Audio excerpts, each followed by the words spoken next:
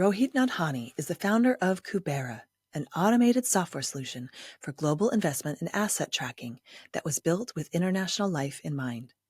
Kubera is incredibly useful if you have assets or bank accounts, crypto, domain names, homes or shares, and currency in different countries.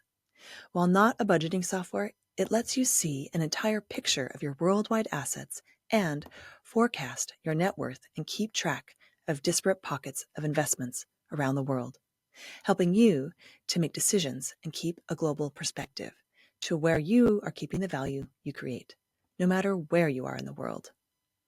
I wanted to talk with Rohit and bring Kubera into the awareness of our community because, as an international person, there's very rarely software that addresses the needs of living in more than one place. This can be a hassle and also exhausting. So when I began using Kubera, I really felt like I needed to share it with all of you. In this episode, we talked about Rohit's experience living and working between India and the US, his story of almost being killed by a riptide while surfing, which inspired Kubera's deadban switch, which allows you to give access to all of your accounts upon your death, and how we all measure our financial successes in the currency of our country of origin, no matter how long we live away, and Rohit's approach to co-founding his fourth company, Kubera, and how they approach privacy and keep your data safe. Kubera is generously offering House of Peregrine members a free year subscription to Kubera. Simply log into your House of Peregrine account and you will find the instructions about how to claim this. This is a limited time offer, so act quickly. At the time of release, if you claim all of your rewards available to you as a House of Peregrine member, your membership is free. To check current offers, log into your HOP account and claim your rewards. Finally, what I am sad I didn't ask Rohit about is his CryptoPunk that serves as his LinkedIn biopic, so I will save that for our next interview. I love this conversation and hope you find it useful. If you enjoy this podcast, please feel free to share with a friend. This is the best way you can help get the word out about House of Peregrine and our mission to connect people living internationally more deeply with themselves, each other, and the place they currently call home. If you want to know more about memberships for yourself or for your business, please head to our website, houseofperegrine.com. Our memberships give you access to the entire House of Peregrine ecosystem, which is full of amazing people, amazing events, collaborations, and also exclusive products and services, all of which will make your life as an international full of connection, luxury, and personal growth. Okay, on to today's episode. Thank you so much for joining us today, Rohit. I really appreciate it. I'm really excited to bring our listeners into this world of worldwide financial, being able to see exactly what they have around the world. Thanks for having me. Yeah. So why don't you start out by introducing us to you and to Kubera? So, my name is Rohit Nadhani. I live in California. I am a software entrepreneur. I've done multiple companies, both in B2B and B2C. B2B means selling to businesses and also consumer applications. Kubera is, I think, my fourth company, and here we are. Here you are. So you've done this multiple times. And would you consider them all startups from scratch? Is that from the Yeah, beginning? yes, all startups and a little bit different than typical Silicon Valley startups. Although I live in Silicon Valley, all of them are bootstrapped Hmm. um, I can without any identify with that. external. I can identify with that for sure. Um, so tell me the story of Kubera. What made you, I have a feeling you made this because you had a very personal reason. Yes, of course. So in 2018, I sold two of my startups, and then I was taking some time off. And for the first time in my life, I really had like liquid wealth in Mm. my life. So before that, all my wealth was stuck in the private shares of my companies. And so I had liquidity event. And then I started diversifying. I started getting into stock bonds and real estate, but also like crypto. private equity, took LP positions in a VC fund, like dabbling with many fintech apps, So I and want to stop. I then just want to think, stop you right there really quick and just to bring our listeners up to speed. So when you're a startup founder, a lot of your wealth goes into the startup or in your case startups that hmm, you are participating in. And when they sell, you suddenly make that from potential value to actual liquid value in the form of cash usually. And so you for the first time had this kind of thing that you had to manage. Do I have that right? yes, so when you start a startup, your shares are illiquid unless you kind of go and do an IPO or sell it to the public or have a what they call a secondary sale where you can also sell it to VCs who invest in your company. So my wealth were like stuck in the private shares of my startups. So for the first time, I got paid for those shares, and I have all this liquid wealth. And now start diversifying for the first time in my life.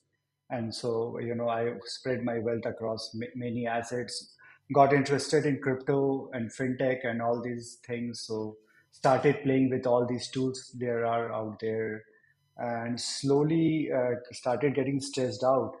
And then in a random event, I was on a beach in Costa Rica, and I was caught in a riptide, and then I had to be rescued. And as I was getting rescued, it dawned upon me that there is some assets, like especially crypto, that if I die right now, it's going to be lost from the family forever. Hmm. So with that event plus my spreadsheet getting complicated, give me the idea that I should build something which is very easy to use, which a software entrepreneur like me loves using every day, and And just have like a personal balance sheet, you know. we're going to get to the dead man switch soon. But I want to say one more thing about what I think might have made you create Kubera the way you have. And I have a feeling that you have a story of moving from country to country as well. Because of how it's built, I could tell that immediately. But why don't you tell us the story? Yeah, for sure. You have hit the nail right on the head. So I'm an immigrant. I moved to America 10 years ago. So I'm originally from India. So I also have got assets in India. I have bank accounts in India. I have brokerage in India. And most importantly, so multi-currency and having assets across the globe was something very natural to me. Like if I wanted to build a product, it had to have multi-currency at the core. And that was one of the reasons I had to build Kubera, because a lot of personal finance tools here in United States assume that you have never lived outside United States. You live in the world of US dollar dominance. Most Um, so software, I, most software yeah, assumes that, which as an international person is really annoying. right. Absolutely. So not only I have assets spread across the world, but also my dreams and aspirations are also like tethered in the currency I grew up. When I was a child, okay, I'm going to become whatever, a millionaire or what a gazillionaire. But I was always dreaming in the local currency of that country. So even now, although I have lived in America, for 10 years, I always go back to look at my net worth in Indian rupees. Like that's how, that's what my dream is from childhood. Like I'm going to get to this net worth in crores, which is like a typical unit that Indians use to kind of check their net worth. That's Not such only an it has a interesting I'm sorry to interrupt you, but that is such an interesting idea. We talk a lot on this podcast about how language is inherent, how culture is inherent, but you're also bringing up this really interesting point that money and currency is somehow embedded in yourself. And so that's really yes. interesting. And so you wanted to see what your worth or your net worth was in your own currency, which makes so much sense and such a beautiful notion. So I'm sorry to stop you, but I just had to point that out. That's really, really fun. Yeah, I think that's an important part because I'm spending most of my money in United States dollars, but my dreams and aspirations are still tethered to like Indian rupees. So once in a while I'll go and check. Although it does not have a lot of practical value, but it has a lot of emotional value for me. That is so important, and thank you for telling that. That's really beautiful. So you we're keeping track of everything in a spreadsheet and it was getting complicated. I really think that's the start of most great software stories in our day and Mhm. age. Um, and you almost were killed by a riptide. Those two, the convergence of those two things and being an immigrant to another country, this is a great story. So tell me what happened next. So I wanted this spreadsheet to be online. At the same time, I was getting pitched by wealth managers. You know, they wanted to manage my money. And after interviewing a few of them, I realized that, okay, some of them are smart wealth managers, some of them are not so smart wealth managers. But 100% of the time that the tool they're throwing at me, it's like very arcane, you know. It's like created to serve them, but not to serve me. And I'm living in the world where I like really like real time modern software. I like, you know, Airtable, Notion, Superhuman, you know, Figma. All these are very beautifully designed software, and I don't want to use something you know, that has been thrown on my face by a wealth manager that was like really created for the 1990s. So that got me thinking, like, you know, I'm going to either stop using their tool and get back to spreadsheet.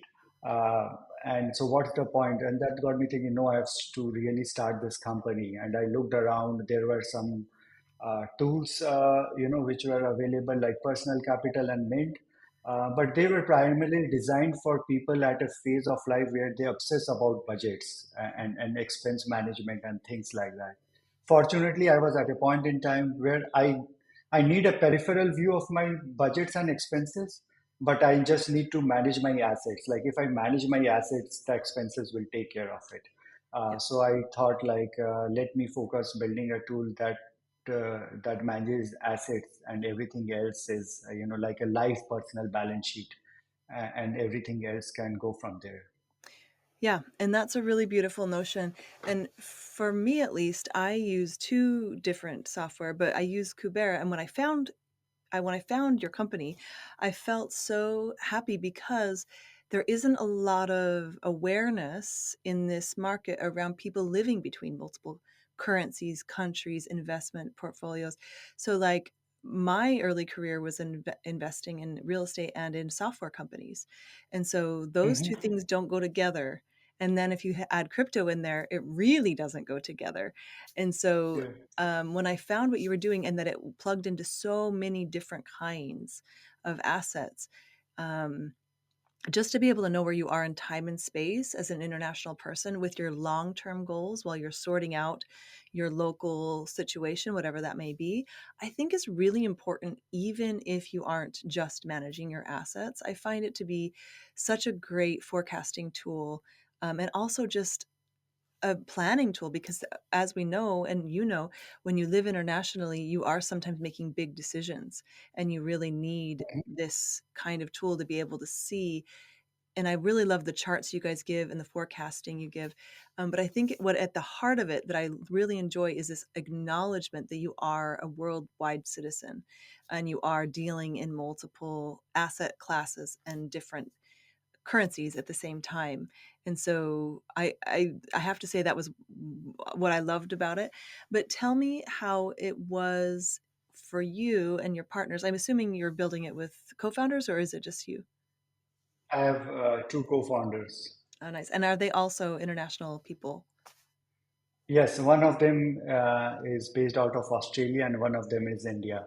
So it's just being international is like the core DNA of the company. Remote first, international, assets in multiple countries. Like we don't think about it. It's just like, it's just what is given to us from day one. Yeah. And have you always, not to go back to, I want to hear a little bit, were you always this way? Did you always think, no, you would be kind of a more of a worldwide citizen? You say immigrant, which is also we use all these words at House of Peregrine. But did you always know that you would be like that, or when did you know that you would be living this life? I think I was a software engineer and I always have this deep connection with Silicon Valley and California in general because you know, I had all my heroes and idols in California, which was like Bill Gates and Steve Jobs when I was growing up. And so for me, someday, moving to California and getting an opportunity to start a company from there was always my dream. So I think around after I graduated and I did my first startup in India, I was looking to move to California given an opportunity. And then I started a software company in India, but which primarily sold to US customers, like how the software industry is across the world, apart from China. If you build good software, US is your number one country to go and sell there, and then the rest of the Western world, and now India and other places are also buying software. But at that point of time, US was the primary market for software. So I was building in India, but selling to US customers. So I used to travel to California frequently, and then one day we decided, why not start living there and see how it goes? And we continued for the next 10 years. Yeah. Wow. So you're living the dream, you're living in the country that suits you, and you're building companies. And then it sounds like you sold a couple of them and came into this new problem. Um, and so that fits with what I feel when I use your software, which is really cool. But when you were building this out, did you have a certain, are you building for yourself, or who are your ideal, who or do you imagine using your software when you're building it? Yeah, so that's an interesting question. When we started building it, I thought, and many people asked me, "Oh, is I will never use Kubera because I don't have that much of wealth," and that kind of intrigued me. I said, I think those old days are gone where you need wealth because few years ago, all you had was like a home, some stocks, and some like bonds or something like that. But now every young individual is like dabbling with a lot of assets, trying new fintech apps, trying like some people have, $50,000 in Coinbase, they're trying Revolut, they're trying all these new apps, some money in Vanguard, Robinhood. So I think the quantum of wealth is not the only metric when you should use Kubera. If you have got scattered assets, if you are like a young upcoming guy or girl who wants to try with these new asset classes, even you don't have a lot of wealth, but if the assets are scattered and it gives you anxiety, then you should try Kubera. And and money is such a thing that, for example, you try this new fintech app and you kind of whatever wired $500 into this app, and the moment you feel that you are not keeping track of these $500, although this could be a small amount for you, it starts giving you anxiety. You feel like sloppy and lazy that okay, you have money scattered in all those pigeonholes and you don't have a unified view. So we have like wealthy people who have all these assets, but we also have young people who are trying a lot of, who are experimenting with a lot of asset class and working hard to get better returns, and then putting money in all these different pockets, and they need a unified view. And so that's one thing. And another category is where Kubera forces you to think long term.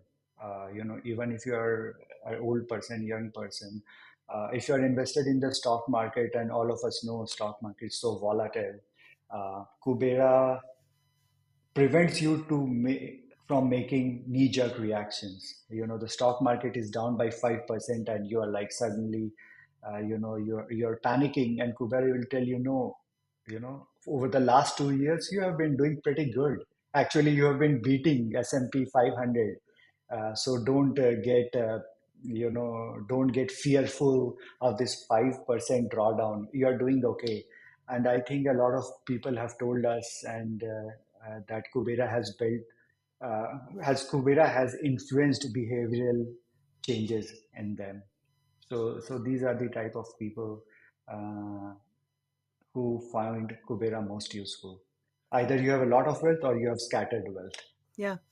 And both are really important. And what I noticed as well as you're acknowledging other kinds of value, which I really loved, that it's not really there yet in other places. So I think if I'm not mistaken, you can track, like, even if you have domain names, if you Mhm. you know, these are again things of wealth that people haven't acknowledged in the financial sectors necessarily, but they do paint a picture of how you are spreading your energy, or like things you're trying, like you said. And so I think that it's again an acknowledgement of this new way of thinking, or a more extended way of thinking about value, which I think is really important. And also refreshing to see. The other thing that I really enjoyed was that I didn't have to have two different programs for two different countries. So my Mhm. European bank was easily imported, and my US bank was easily imported. And it was just like no problem. Like that, it was just like, yeah, we natively do this. Where if you're an international person, and I don't have to explain this to you, but to our listeners, they all are like, is it me? Or is it the system is Mhm. not built for me? And the answer is the system is not built for you. And so we're all kind of accustomed to this extra step or five to get anything hooked up, because you just don't fit the mold of software, of banking. And so this was a really beautiful acknowledgement of that, like your existence as an international person isn't a problem. Yes, um, yes. and for me, it was a breath of fresh air, because when I'm using things, I have to decide: am I a US person or am I a European person? What do I, which phone number do I sign in with? Which, Google account, where is it registered? Like all of these things, they're small, but they just add up. And so when I used your software, you could tell you had been through this. And I think that that's really the way of the future.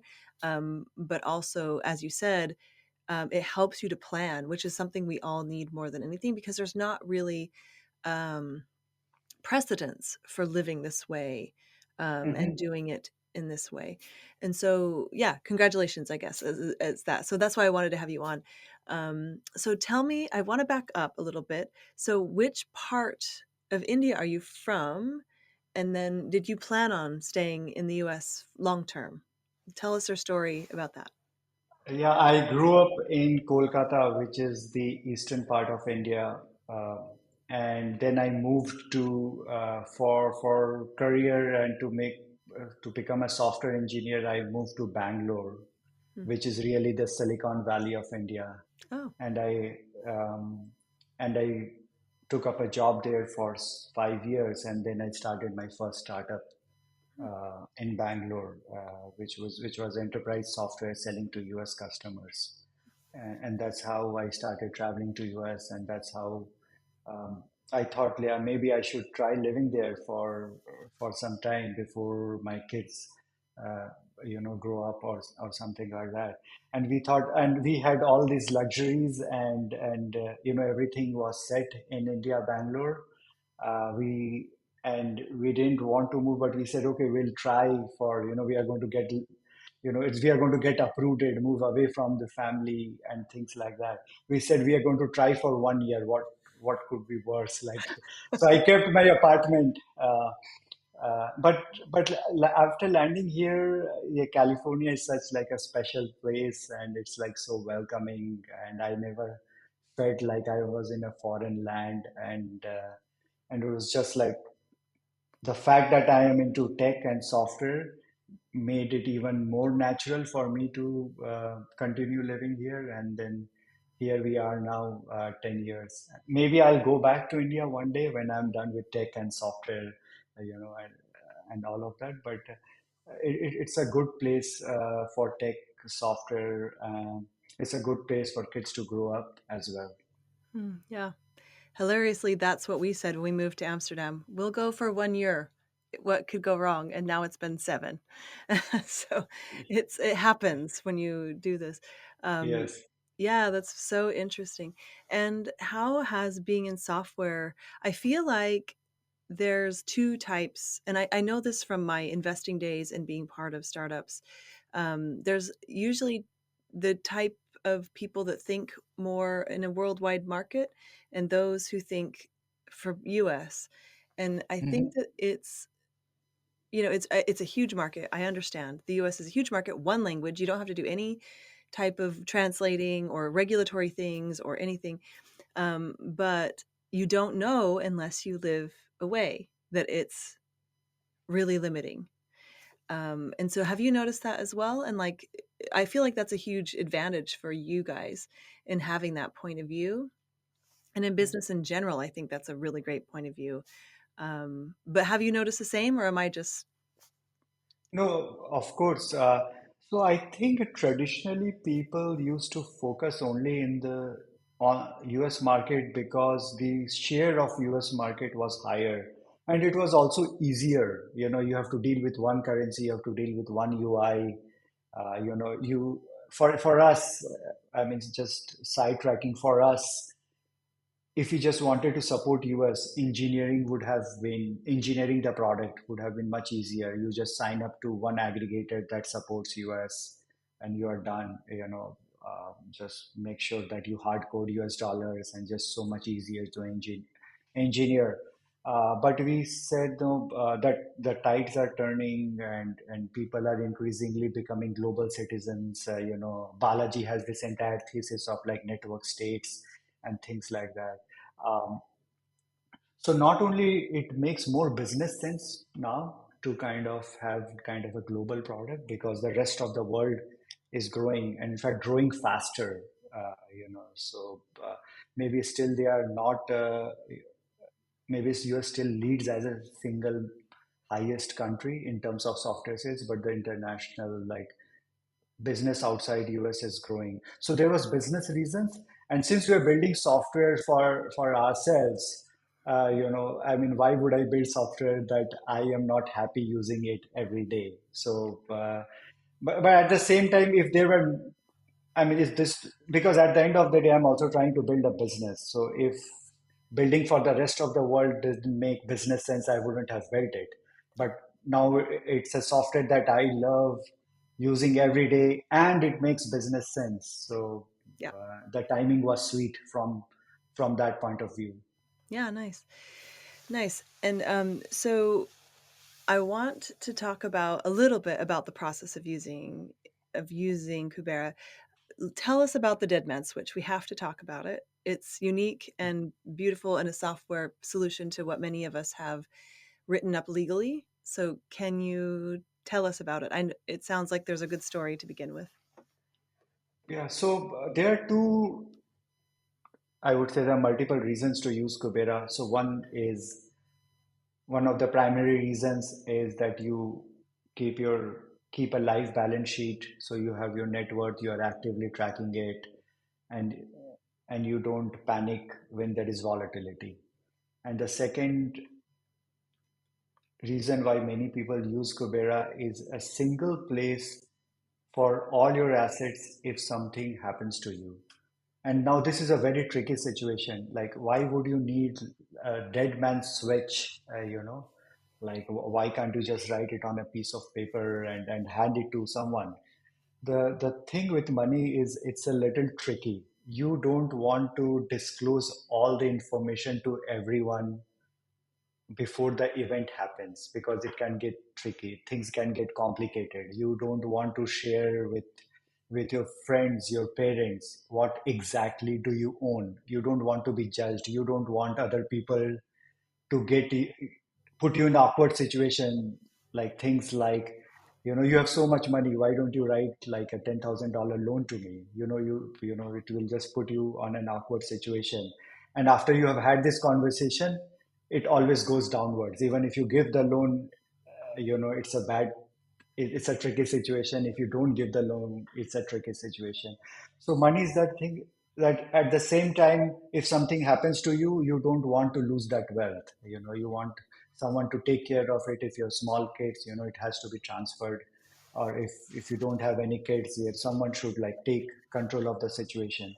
So dead man switch allows you to ensure that all your information, financial information, transfers to the right, we call it beneficiary, only if something bad happens to you. So you put all this data in Kubera, And if you don't log in for a specific number of days, we'll try to warn you. We said, hey, are you alive? Like, click on that link. Are you okay? And for example, the default is set to 45 days. If you don't log into Kubera after 45 days, the system will try to contact you. Otherwise, it will kind of export everything in an Excel sheet and send it to an email address or a phone number that you have specified in Kubera. So we call it share, but not just yet. And it kind of gives you that peace of mind without getting into this awkward situation that money and sharing your net worth and exactly what assets do you own. Sharing this with your friends, family, and parents, it just prevents you from the getting into that awkward situation. Yeah. So not only do you have track of your disparate wealth or the disparate things you're trying, but nothing will be lost because everyone who, if you happen to pass away unexpectedly, then they'll know where to look at least. They'll know that this exists under your name. They'll be able to track it down. It doesn't give them access to the accounts necessarily because it's read only, right? But they'll know that they have to claim it from and Yes. change the account and to the beneficiaries. And I think anyone who's ever dealt with someone in that way, dealt with someone's affairs after they've passed away, it's a massive, massive favor you're doing to anyone in that case, because it is so hard to track down every piece of paper or spreadsheet or whatever that's spread out. And so, do I have that right? It doesn't give them permission, but it tells them where to look, basically. Yes, it does not give them any permission. We don't. It is not. It does not trigger anything about transfer of funds. Kubera is a read-only interface on your. It's like an Excel sheet which is beautifully maintained behind the scenes for you. So Yep. it just gives you a copy of the Excel sheet. The having that information in a structured manner just gives you such a big advantage when for first of all, if something happens to you, it's already like a lot of stress and grief. On top of that, you don't want to add another layer of stress that okay, are we going to lose some part of the wealth? And especially in today's world, life is was simple when you just had like a house and like a brokerage account. You could have like whatever crypto or Bitcoin that you bought like 5 years ago, and it could be worth lots of money. You just don't want to that to get lost forever. So having that information in a structured manner, given to the whoever you choose, at the right time is so critical. Yeah. It's so It's critical for you and for them, for you as in terms of peace of mind, yeah. and for them that it is not going to be lost forever. Yeah. And I think it's unique in the market. Like I don't see it anywhere else, this acknowledgement that someone is behind the scenes managing this mayhem, right? Like someone's and so if that person drops out, it's often the people that rely on them that haven't been doing that. And so I think it's a really beautiful acknowledgement of that possibility so you can actually kind of keep that wealth. And so I want to talk about next the way that this impacts international people the most. And so when we're talking about, um, let's say, multiple currencies, multiple countries, um, it's really nice when you guys have you have a con- sorry, well, you have a currency converter that Hmm. converts it. And so we talked about everything being converted into the currency. I almost said language because it's almost the same, the currency of your choice.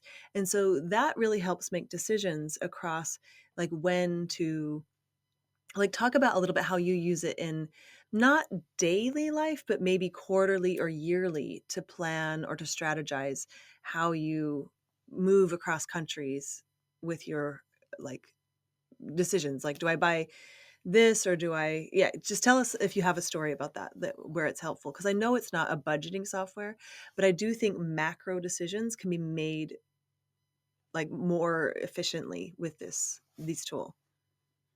Yeah, so I'll give you one real example of how currency conversion, real-time currency conversion helps.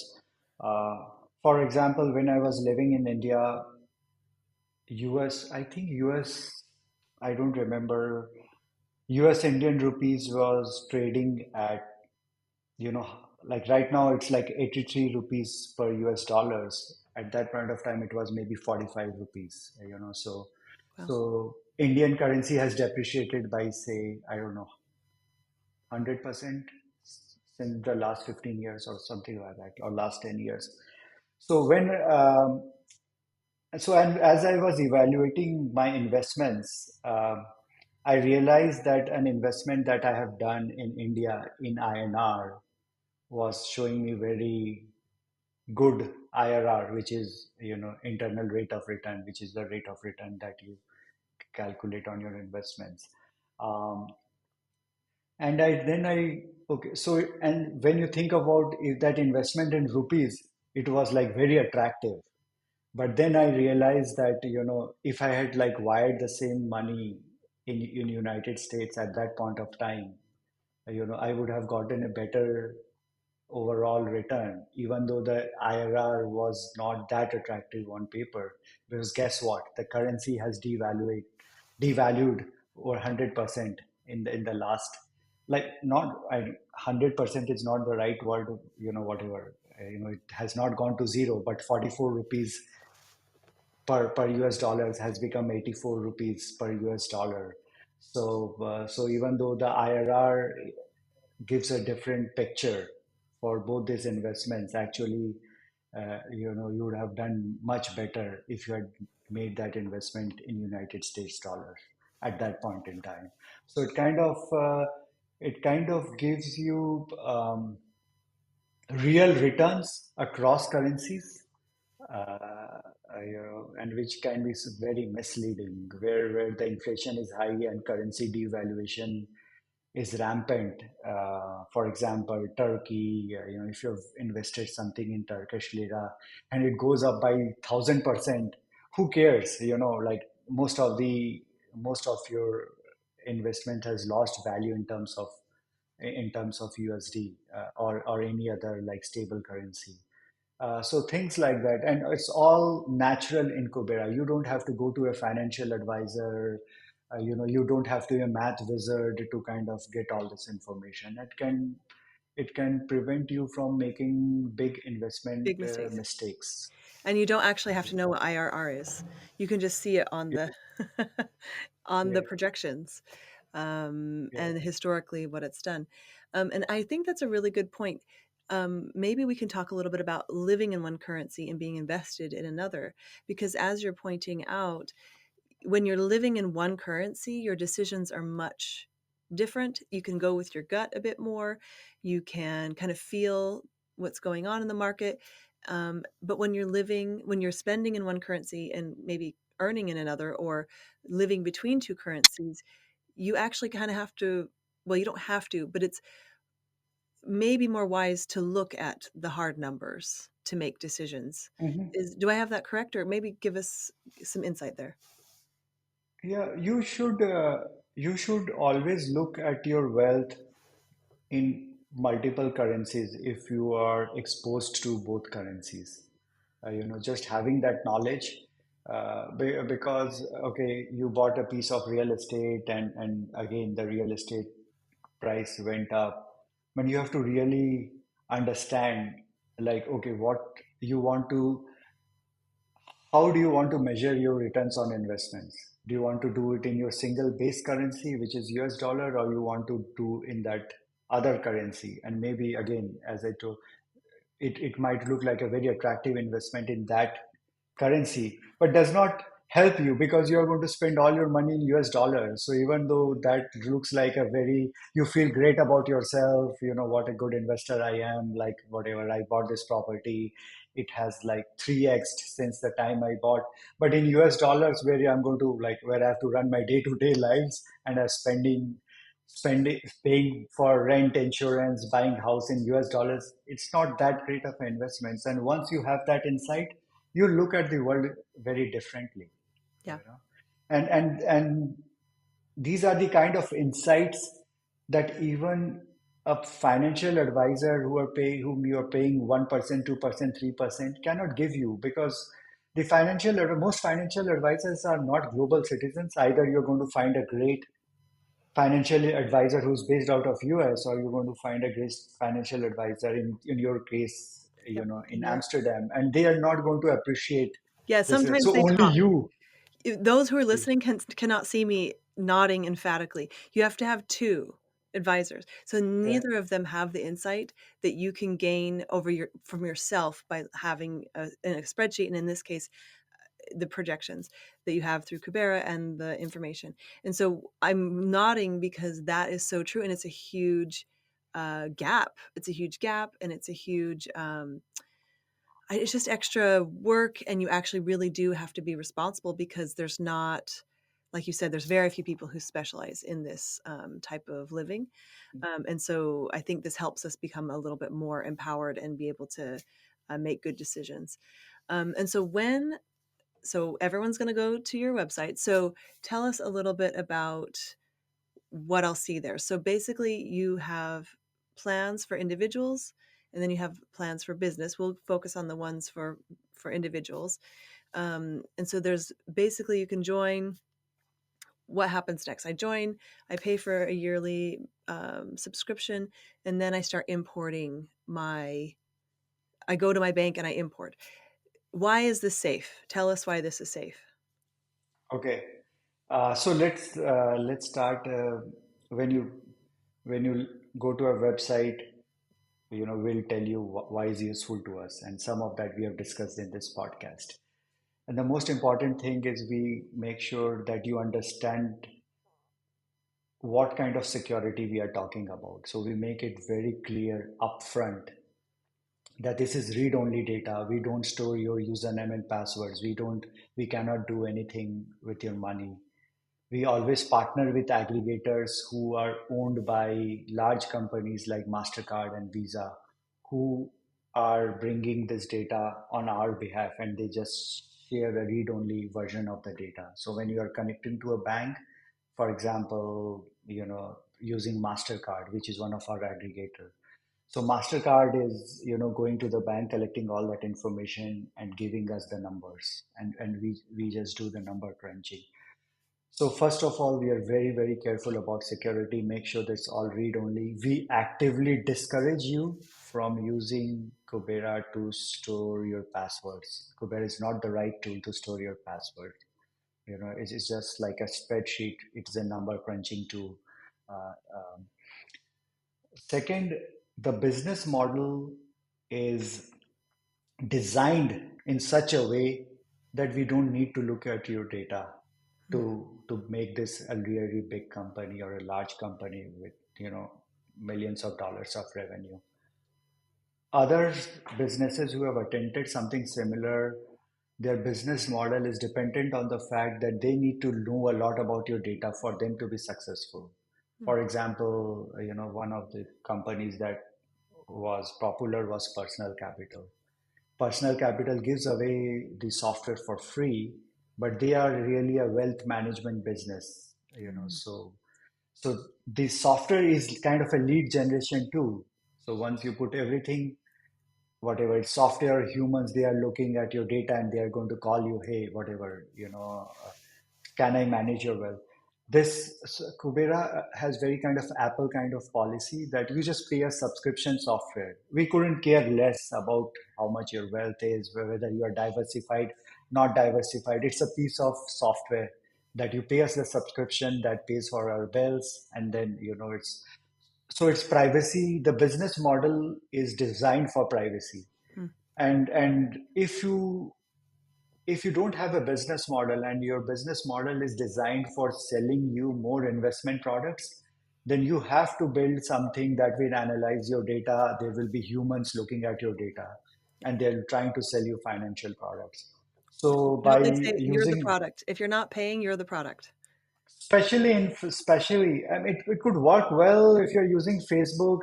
There are whatever some cat pictures. Who cares? But but especially financial data, like you don't want other humans to see Yep. that data and pitch you financial products. Yep. So I think this business model gives us like this advantage that we don't need to run data analysis on your software. So you kind of land in Kubera.com. You understand what it is about, what's the business model. It's a very clean business model. There are actually three tiers now. So one is a personal tier, which should be enough for like 80-90% of the users, and then there's a tier for people who have little complex requirements, like they have multiple LLCs, holding companies and things like that. So that there is a tier which we call a single family tier, and also some HNIs can use it, where you have lots of trust structures, and you have LLCs and holding companies and things like that. And you want to collaborate with a team. You want to make sure you give away granular access control. So, for example, you have a financial advisor, but that financial advisor is only managing part of your wealth. Hmm. So you create a portfolio, share that portfolio with a financial advisor, but they don't have visibility into the rest of the things that they don't manage. Hmm. So that's like a tier for single family offices and people with complex requirements. And then we also white label this product to financial advisors. Before Kubera, financial advisors used to give you very arcane old school software that was designed for them, not for you. So you would never log in, and you will always have this spreadsheet, and so they have given you a software, but you're managing the spreadsheet. So we have these three business models. So you can like sign up for any of them, Hmm. and you can buy it directly from us, or you can go to your financial advisor and ask them to white label. You contact us and white label the product, and we are fine either ways. Yeah, Uh, nice. And I don't have to be, I have to say that you don't have to be, I think it took me maybe over 2 days, 20 minutes to get everything in, and I don't have a simple setup. And so I would say Mhm. that the ease of getting started is much easier than learning to use Excel spreadsheets. Oh, So thank you. Yeah. so I just want people to feel that if you are an international person, and even if you don't feel wealthy, I really feel like having access to the full picture of what you're doing is really important, because I know a lot of people get stuck in this, and they end up getting in trouble, or they get overwhelmed and just end up moving back, because it's such a heavy burden to have these, again, just two wealth two people that are managing your taxes or whatever. And this doesn't help with taxes, but just taking the load off and having one picture is well worth taking a look at if you're living internationally, I think. um, and so this is great. Thank you for going deep on this with me. And can you please tell people how they can learn more? So go to Kubera.com. That's Kubera.com. Sign up for the trial. And also, if you want to reach out to me, I am Rohit at Kubera, ROHIT at Kubera on Twitter. Okay. Thank you so much. And I hope everyone listening got some good insights and some good tips about how to keep track of everything while living internationally. Thanks again, Rohit, and I hope we'll see you back on the show sometime soon. Absolutely. Thanks for having me. Thanks. Bye.